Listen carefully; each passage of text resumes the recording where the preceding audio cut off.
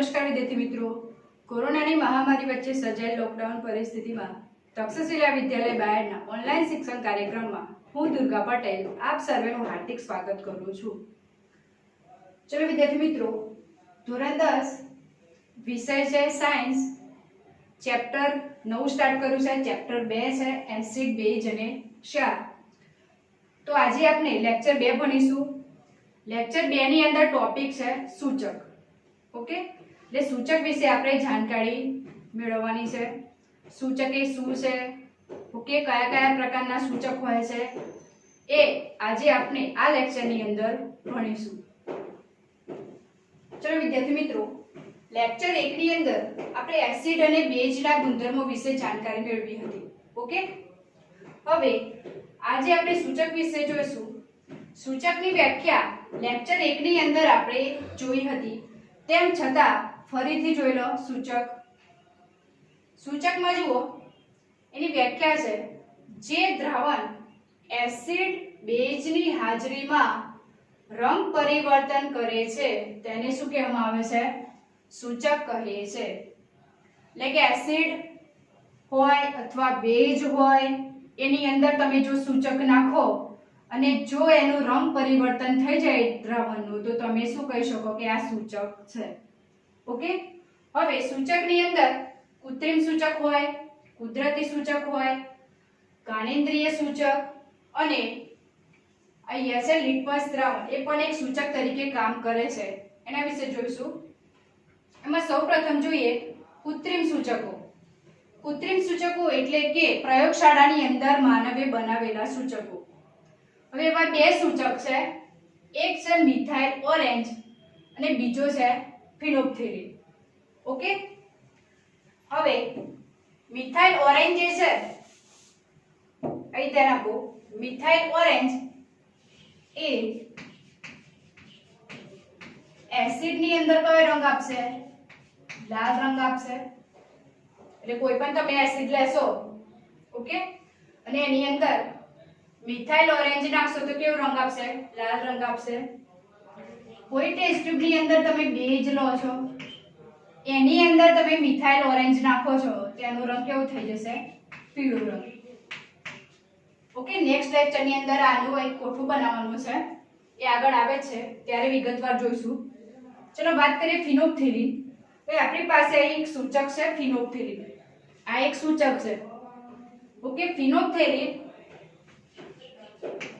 એ acid ની અંદર રંગવિહીન, એટલે તમે જો કોઈ ટેસ્ટ ટ્યુબ ની અંદર એસિડ લેશો, એસિડ છે બહુ બધા છે, HCl છે, HNO3 છે, CH3COOH એટલે કે એસિડિક એસિડ છે, એ બધાની અંદર તમે ફિનોપ્થેલિન નાખશો તો કેવું થઈ જશે?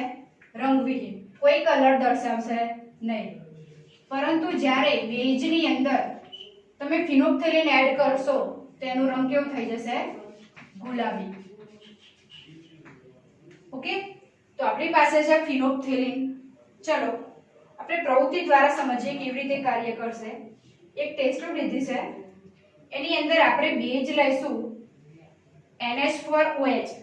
Okay, ammonium hydroxide. OH જે છે એ બેઝ તરીકે કામ કરશે. ઓકે, આપણે લેક્ચર 1 ની અંદર જોયું હતું કે બેઝ માટે શું જવાબદાર છે? OH-. એટલે આની અંદર OH છે માટે આ બેઝ તરીકે કામ કરશે.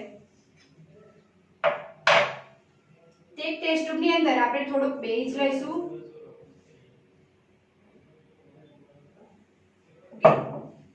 હવે આ જે છે ફિનોપ્થેલિન છે. ફિનોપ્થેલિન આપણે 1-2 ડ્રોપ્સ આની અંદર એડ કરીશું.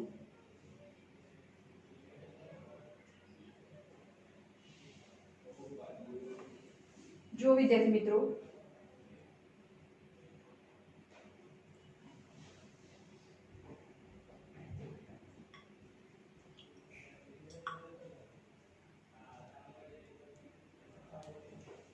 ધીરે ધીરે કલર પરિવર્તન થશે.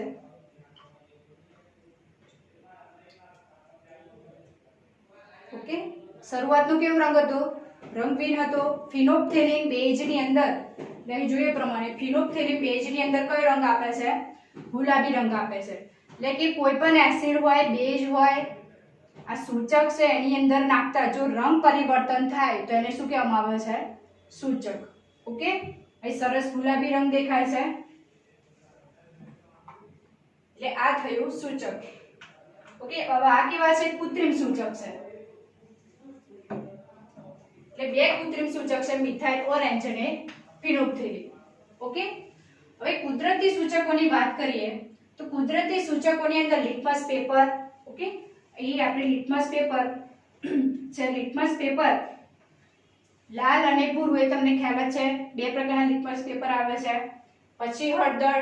હળદર પણ એક લિટમસ પેપર જેવું કામ કરે છે, એ લેક્ચર 1 ની અંદર આપણે ચર્ચા કરી હતી. ઓકે, પછી આગળ છે લાલ કોબીજના પાન. પછી અમુક ફૂલો. ફૂલો પણ સૂચક તરીકે કામ કરે છે, જેવા કે હાઇડ્રેન્જિયા, પેટુનિયા ને જેરાનિયમ આ વગેરેની રંગીન પાખડીઓનો ઉપયોગ થાય છે. ઓકે, એટલે કુદરતી સૂચકોમાં લિટમસ પેપર, હળદર, લાલ કોબીજના પાન, અમુક ફૂલો જેવા કે હાઇડ્રેન્જિયા, પેટુનિયા, જેરાનિયમ વગેરેની રંગીન પાકડીઓનો ઉપયોગ થાય છે. ઓકે, હવે આગળ વાત કરીએ વેનીલા અર્ક. એ જે ફ્લેવર આવે છે વેનીલા. ઓકે, એનું શું લેવાનું છે? અર્ક એટલે કે રસ લેવાનું છે. બીજું છે ડુંગળી અને ત્રીજું છે લવિંગ. ઓકે, આ ત્રણેય આ જે બધા પદાર્થો છે એસિડ અને બેઝની હાજરીમાં શું કરે છે? વાસ બદલે છે. વાસ શું થઈ જાય? ચેન્જ થઈ જાય. એટલે આ બધાને શું કહેવામાં આવે છે? જ્ઞાનેન્દ્રિય સૂચક. ઓકે, આપણી કેટલી ઇન્દ્રિયો છે? 5. હવે 5 ઇન્દ્રિયો છે. હવે આ જે સૂચક કોના દ્વારા ખબર પડે? વાસ એટલે કે સ્મેલ દ્વારા ખબર પડે છે. ઓકે, સ્મેલ એક જ્ઞાનેન્દ્રિય છે એટલે કે આ જે વાસ દ્વારા ખબર પડે તમને એટલે આનું નામ આપ્યું છે જ્ઞાનેન્દ્રિય સૂચક. ઓકે, એટલે જે પદાર્થો એસિડ અને બેઝની હાજરીમાં વાસ બદલે, અહીં શું થતું હતું? રંગ પરિવર્તન થતું હતું. આની અંદર શું થશે? સ્મેલ ચેન્જ થાય, વાસ બદલાય એટલે એને શું કહેવામાં આવે છે? જ્ઞાનેન્દ્રિય સૂચક. ઓકે, તેને ઉદાહરણ તરીકે તમે વેનીલા અર્ક, ડુંગળી અને લવિંગ વગેરે લઈ શકો. હવે આ જે આપણું છે જ્ઞાનેન્દ્રિય સૂચક એનું વિગતવાર પ્રવૃત્તિ દ્વારા આપણે સમજીશું. ઓકે, તેમ છતાં સમજી લો, જો ડુંગળીનો પ્રયોગ કરવાનો હોય તો એસિડની અંદર શું કરવાનું હોય છે? ડુંગળી નાખવાની હોય છે. તો એસિડની અંદર ડુંગળી નાખશો તો સ્મેલ દૂર થશે નહીં, પરંતુ એ ડુંગળી જ્યારે બેઝની અંદર નાખવામાં આવે ત્યારે ડુંગળીની સ્મેલ આવશે નહીં. એટલે તમને ખ્યાલ આવશે કે આની અંદર એસિડ છે અને આની અંદર બેઝ છે. ઓકે વિદ્યાર્થી મિત્રો, આ આપણે પ્રવૃત્તિ દ્વારા સમજીશું. ચેપ્ટરની અંદર આગળ આવે જ છે. હવે આગળ જુઓ, આ ઉપરાંત લિટમસ દ્રાવણ. ઓકે, આપણે છે લિટમસ પેપર પણ એવું આવે છે લિટમસ દ્રાવણ. ઓકે, કેવી રીતે મેળવવામાં આવે છે? લિટમસ દ્રાવણ એ જાંબુડિયા રંગનું હોય છે. એ લાઇકેન જે છોડ હોય છે એમાંથી કાઢવામાં આવે છે લિટમસ દ્રાવણ, અને એના દ્વારા લિટમસ પેપર બનાવવામાં આવે છે. ઓકે, એટલે જુઓ, આ ઉપરાંત લિટમસ દ્રાવણ કે જે જાંબુડિયા રંગનું હોય છે જેને લાઇકેન છોડમાંથી કાઢવામાં આવે છે. પરંતુ લાઇકેન એ શું છે? તો લાઇકેન કે જે થેલોફાઇટા વર્ગ સાથે સંબંધ ધરાવતા છોડમાંથી કાઢવામાં આવે છે, જે સૂચક તરીકે વર્તે છે. ઓકે, એટલે લિટમસ દ્રાવણ એ પણ શું છે? સૂચક તરીકે કામ કરે છે. કેવી રીતે મેળવવામાં આવે છે? તો લાઇકેન છોડમાંથી મેળવવામાં આવે છે. હવે લાઇકેન એ શું છે? તો થેલોફાઇટા વર્ગ, બાયોલોજીની અંદર વર્ગ, જાતિ, પ્રજાતિ, સમૂહ, ઓકે, આવું બધું આવે છે. એની અંદર આવે છે થેલોફાઇટા વર્ગ. એ લાઇકેન કે જે થેલોફાઇટા વર્ગ સાથે સંબંધ ધરાવતા છોડમાંથી કાઢવામાં આવે છે, જે સૂચક તરીકે કામ કરે છે. ઓકે વિદ્યાર્થી મિત્રો, ખ્યાલ આવી ગયો સૂચક એ શું છે? ટૂંકમાં એસિડ અને બેઝની હાજરીમાં શું કરે? પોતાનો રંગ પરિવર્તન કરે. અહીં તમને ફિનોપ્થેલિનનો રંગ કેવો છે? રંગવિહીન છે. જ્યારે તમે બેઝની અંદર નાખ્યો ત્યારે કેવો થઈ ગયો? ગુલાબી રંગ થઈ ગયો. એટલે શું થયું? રંગ પરિવર્તન થયું. એટલે આને શું કહી શકાય? સૂચક. ઓકે, એટલે આ છે કૃત્રિમ સૂચક. બે છે મિથાઇલ ઓરેન્જ, ફિનોપ્થેલિન. કુદરતી સૂચકોની અંદર લિટમસ પેપર, હળદર, લાલ કોબીજના પાન, પછી અમુક ફૂલો જેવા કે હાઇડ્રેન્જિયા, પેટ્રુનિયા, જેરાનિયમ વગેરેની રંગીન પાંખડીઓનો ઉપયોગ તમે સૂચક તરીકે કરી શકો. પછી જ્ઞાનેન્દ્રિય સૂચકની અંદર વેનિલા અર્ક, ડુંગળી, લવિંગ આ બધા શું કરશે? એસિડ અને બેઝની હાજરીમાં પોતાની વાસ બદલશે. એટલે આને શું કહેવામાં આવે છે? જ્ઞાનેન્દ્રિય સૂચક. આગળ છે લિટમસ દ્રાવણ, જે જાંબુડિયા રંગનું હોય છે, જે લાઇકેન છોડમાંથી કાઢવામાં આવે છે. એ લાઇકેન એ થેલોફાઇટા વર્ગ સાથે સંબંધ ધરાવે છે. ઓકે, હવે પેજ નંબર 18 ઉપર એક પ્રશ્ન આપેલો છે, એ આજે આપણે સોલ્વ કરીશું. જુઓ પ્રશ્ન છે, તમને 3 કસનળી આપવામાં આવેલ છે. ઓકે, આપણી પાસે અહીં 3 કસનળી છે. તેમાં એકમાં શું છે? નિસ્યંદિત પાણી. એકમાં પાણી છે અને બાકીની બે અનુક્રમે એસિડ અને બેઝ દ્રાવણ ધરાવે છે. જો તમને માત્ર લાલ લિટમસ પેપર આપેલ હોય તો તમે દરેક કસનળીમાં રહેલા ઘટકોની ઓળખ કેવી રીતે કરશો? ઓકે, ચલો વિદ્યાર્થી મિત્રો પ્રશ્ન ફરીથી સમજી લો.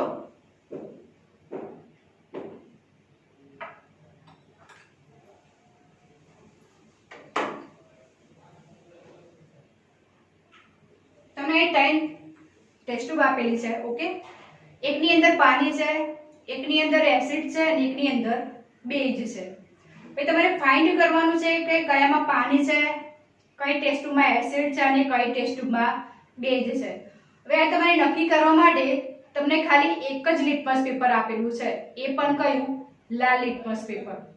ઓકે, તો એક જ લિટમસ પેપર દ્વારા તમારે ત્રણેયની ચકાસણી કરવાની છે કે કયામાં પાણી છે, કયામાં એસિડ છે અને કઈ ટેસ્ટ ટ્યુબમાં બેઝ છે.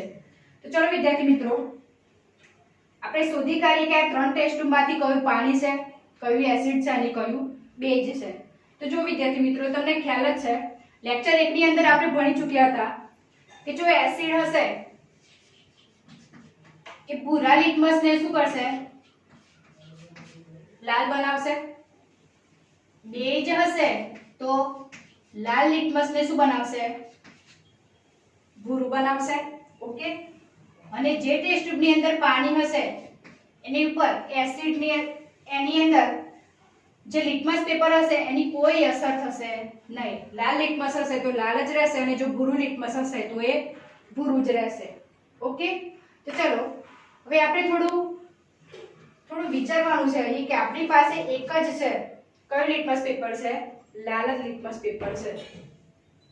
ઓકે, એટલે આપણી પાસે લાલ લિટમસ પેપર છે.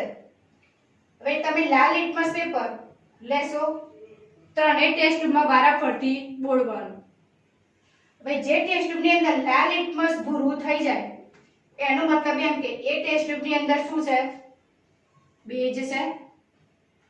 ઓકે, ચલો એ પહેલા ટ્રાય કરી લઈએ, બેઝ શોધી નાખીએ કે કયામાં બેઝ છે. તો ચલો ત્રણેયને આપણે નામ આપી દઈએ શરૂઆતની અંદર A, B અને C. ઓકે,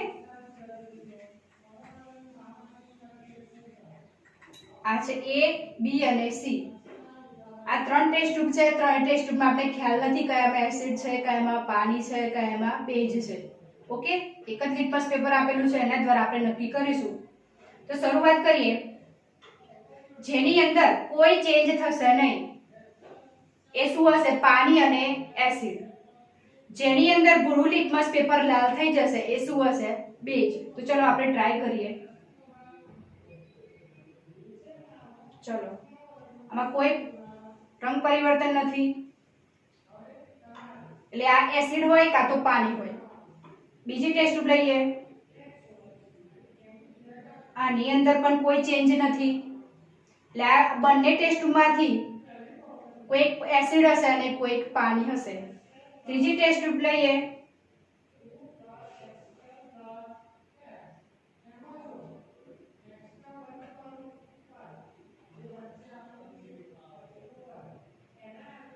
જો લાલ લિટમસ પેપર કેવું દેખાય છે? ભૂરું થતું દેખાય છે તમને.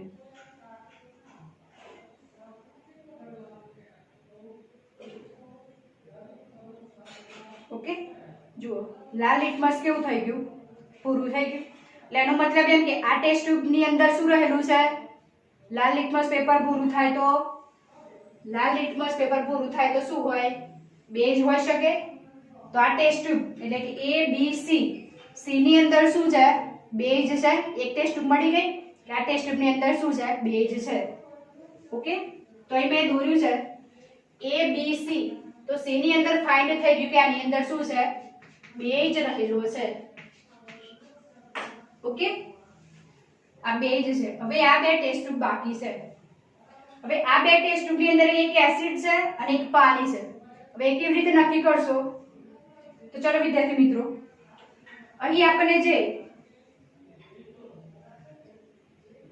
જે ભૂરું લિટમસ થઈ જાય છે, આપણી પાસે લાલ લિટમસ પેપર છે અને શું કરીશું? અહીં આપણે જે ભૂરું લિટમસ થઈ ગયું છે એ ભૂરા લિટમસને એસિડ ની અંદર બોળશું. જો એસિડ ની અંદર બોળશું તો એ કેવું થઈ જશે? લાલ થઈ જશે. તેનો મતલબ એમ કે ટેસ્ટ ટ્યુબ ની અંદર એસિડ છે. અને જે ટેસ્ટ ટ્યુબ ની અંદર કોઈ જ ચેન્જ ના થાય, લાલનું લાલ જ રહે, ભૂરાનું ભૂરું જ રહે, તેની અંદર શું હોય? પાણી હોઈ શકે. ઓકે, એટલે આની અંદર બેઝ છે, લાલનું ભૂરું થઈ ગયું. હવે આ બે ટેસ્ટ ટ્યુબ ની વાત કરીએ તો આ બે ટેસ્ટ ટ્યુબ ની અંદર જેની અંદર બોળશું એ કેવું થઈ જશે? એસિડ એ ભૂરા લિટમસને લાલ બનાવે. તો આ બંનેમાંથી જેની અંદર બોળશું લાલ બનશે એ શું હશે? એસિડ. તો ચલો ટ્રાય કરીએ પહેલા ટેસ્ટ ટ્યુબ ની અંદર.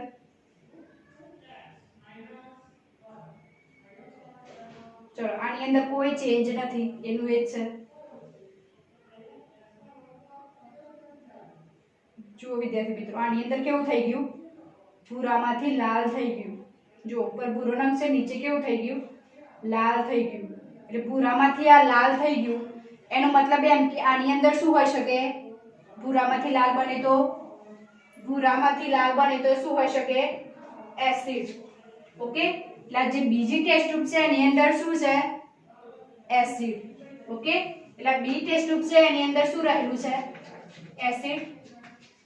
અને આ ટેસ્ટ ટ્યુબ ની અંદર આપણે ચેક કર્યું કે લિટમસ પેપર કોઈ અસર દર્શાવતું નથી. એનો મતલબ એમ કે આ કેવું છે?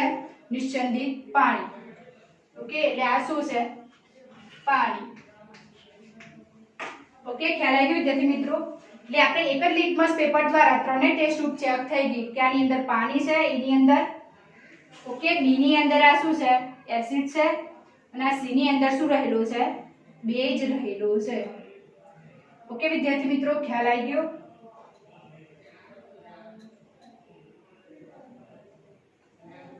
હવે નેક્સ્ટ લેક્ચર ની અંદર એટલે કે લેક્ચર 3 ની અંદર એક કોઠો આપેલો છે એસિડ અને બેઝ. ઓકે, એના દ્વારા તમારે litmus paper, phenolphthalein, methyl orange દ્વારા ચેક કરવાનું છે કે કયા કયા રંગ પરિવર્તન થાય છે. ઓકે વિદ્યાર્થી મિત્રો.